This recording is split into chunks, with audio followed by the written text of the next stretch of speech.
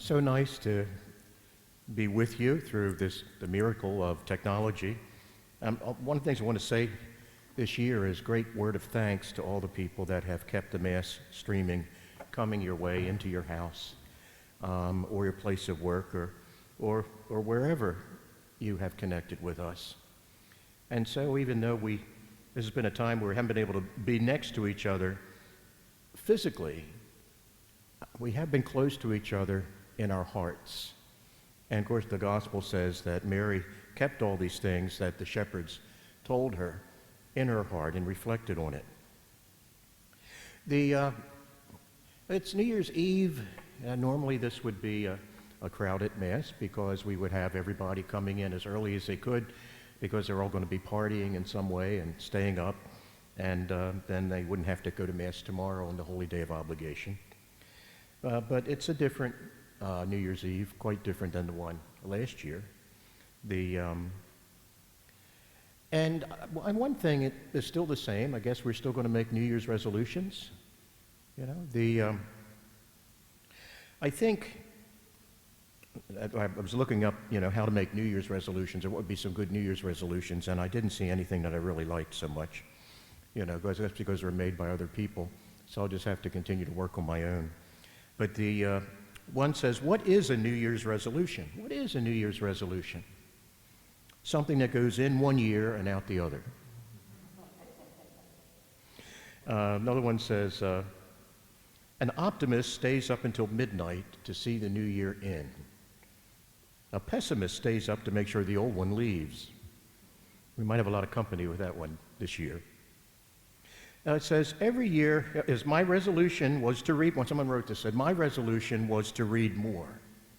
So I put the subtitles on my TV. I like that one. And here's the last one, mercifully. It says, every year on New Year's Eve, this is something I might try myself.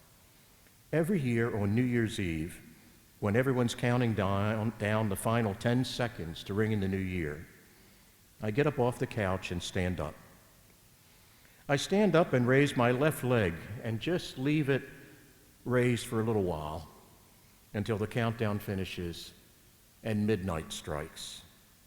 I do that so that I always start the new year off on the right foot. And it's a good thing that we don't have a mass full of people because many of them would be leaving right now, I think, in terms of this. Well, that was the best I could do, I'm sorry. I can always blame it on the other people, but, I actually decided to share it with you. So I hope you laughed a bit. Despite how hard the year has been, it was not so harsh that it was able to keep us from laughing at different things. And it wasn't so hard that it kept us from recognizing our need for one another. In fact, it probably made that need more acute, more clear, because we have been absent from each other. It's an ill wind that blows no one some good, an ill wind that blows no one some good.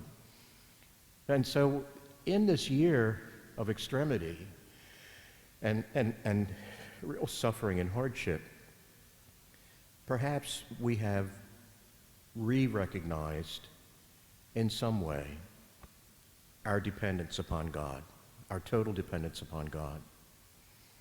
When things are going pretty well and we seem to feel like we've got control over things, we can forget that anything can happen. My father would always mention when people would say, when things finally turned really bad, they would say things, and they felt like they couldn't do anything else. They would say, well, it's in God's hands now. It's in God's hands now. And my father would always say, whose hands was it in before? Did we just decide suddenly to give it over to God? And I think that would be a resolution that I would like to make, is to try to find in the coming year to be more attentive to how God is acting in my life, working in the lives of our parishioners.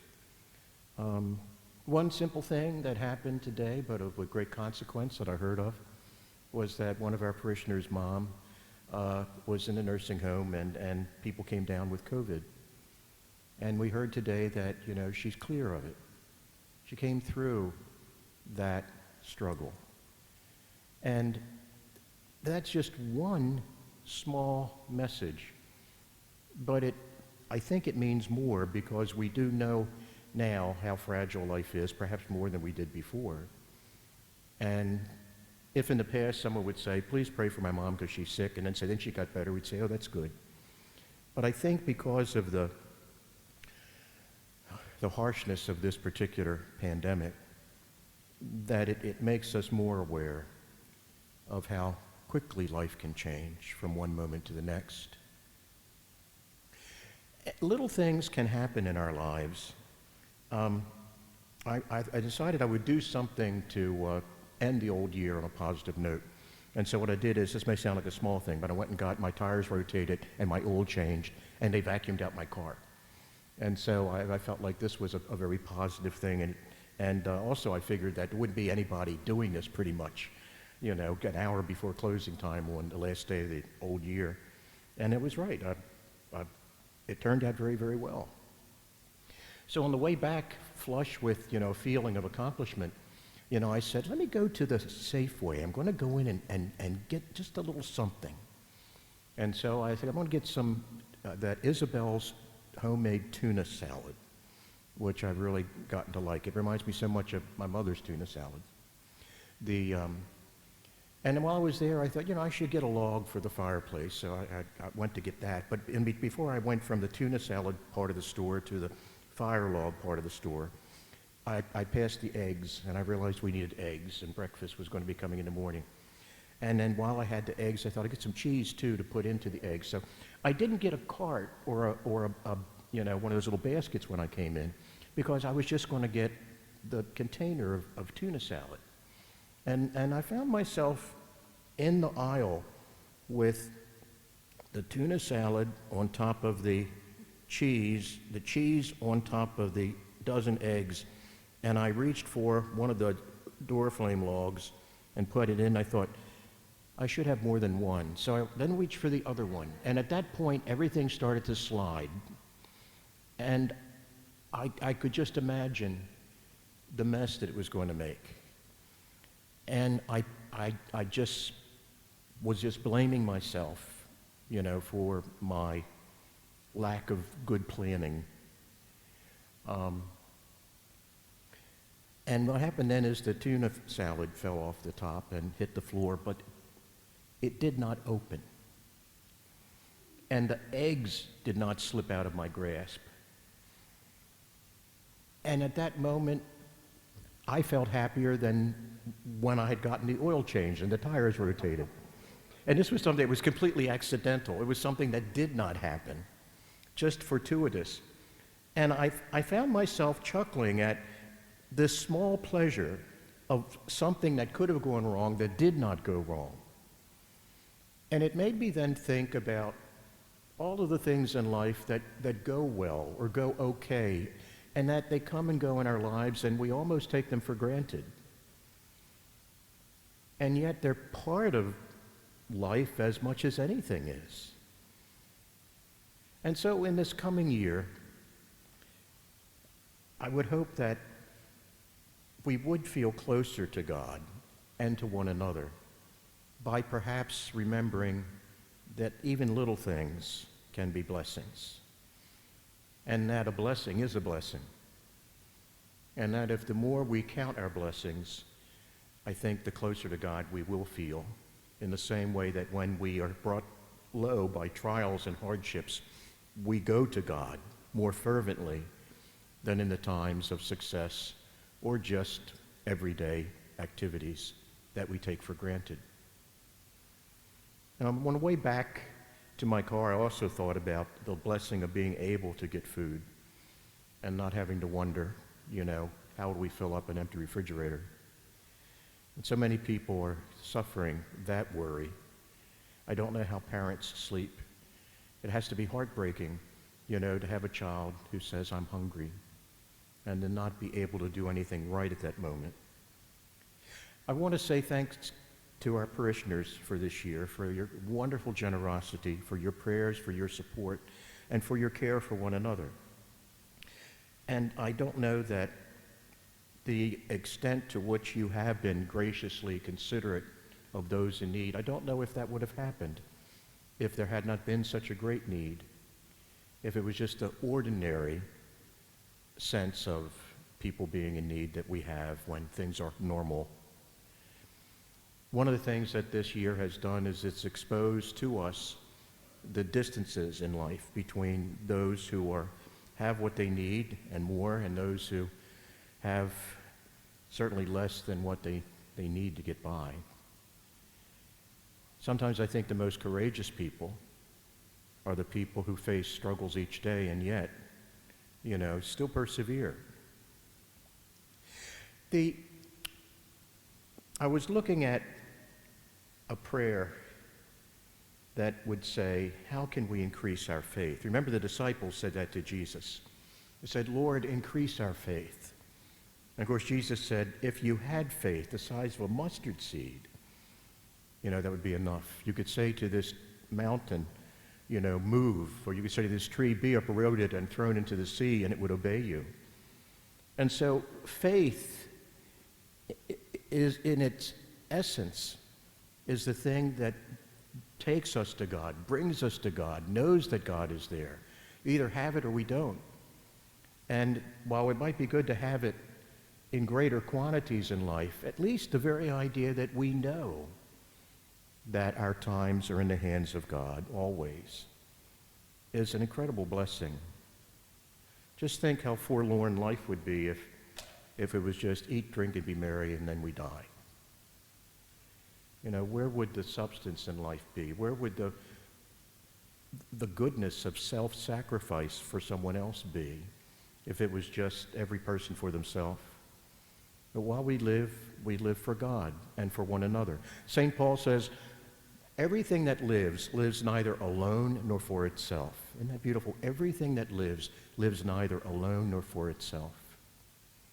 So I was looking at three things that said, how do we build a stronger faith? One says, act on the faith that you already have. Faith is not only a noun, it is also a verb translated as belief. And believing, is a movement from non-belief to trusting in God, from not knowing God to knowing that God is there for us. And so faith is not primarily a feeling, it is an action that unites us to God and God to us and us to one another. And when we realize we're sharing faith, it then leads us to act. And that's how many people have acted this year, generously to try to uplift those in need. That's how faith shows itself in action. By faith, Abel offered a better sacrifice than Cain. By faith, Noah prepared an ark. By faith, Abram went forth from the city of Ur to be the father of a great nation, more numerous than the sands of the seashore or the stars in the sky. And that's when the Bible said, when Abram was as good as dead, which means you're really old, God came to him and Abram said yes, like Mary's yes, because nothing is impossible for God. It also, one of the second things is now it says welcome trials. I couldn't really say I would welcome a trial, but I would substitute learn from trials. In James chapter 1, verse 3, we read, the testing of your faith develops patience. The testing of our faith develops patience. Sometimes it's only in having been tested and come through it that we've learned how possible perseverance is, how possible, daily adherence to prayer can be. And so we can learn from trials, and then also to perhaps appreciate more fully when the tuna salad and the eggs don't fall on the floor, and the other calamities in life. The other thing is to cherish the desires that God gives you. And that third thing, I think, is as important as the other two. Cherish the desires that God gives you. Why would we even desire to do good for someone else?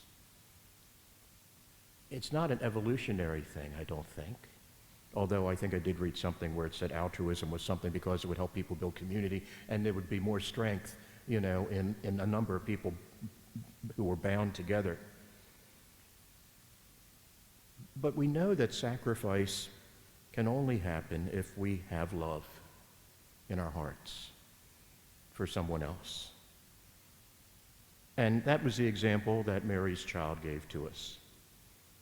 Or St. Paul says that, he did not deem equality with God as something to be grasped at.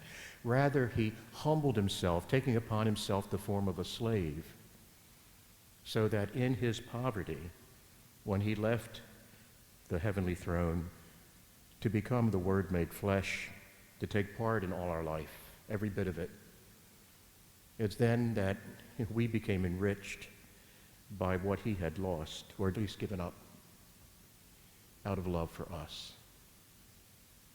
So that's it. That's a couple ways that we can strengthen and increase our faith by acting on our faith, by learning from trials, and by cherishing the goodness that God places in our heart. And in that way, we then also draw close to Mary on this feast of her being the Mother of God, because she reflected on all these things from the point of view of she was called by God to be the mother of the Christ. And having acknowledged that, that was then the foundation on which everything else rested. So I hope you build a good foundation this new year. Build it brick by brick, step by step, prayer by prayer, hope by hope, faith and love. And God bless you.